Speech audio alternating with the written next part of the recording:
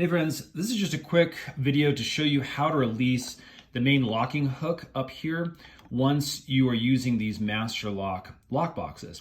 Now again, you have to know obviously the combination, you have to be able to get inside of the lock. But once you've released the little mechanisms right here, you've opened the door, you now have access inside the lockbox to do a couple of different things. There's obviously a reset button over here that you can use, slide that over, set it to the new numbers, slide it back, and that will reset the actual code. But looking over here, this is actually where we can release the locking hook that may be around a door if you're using this as a real estate showing box.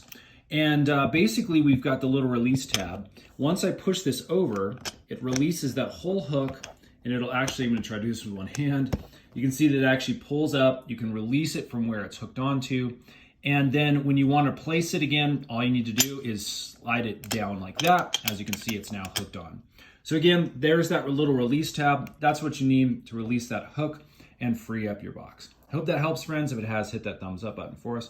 Again, we make these helpful little tutorial videos to make your life just a little bit easier. Subscribe, and we will see you again on the next one.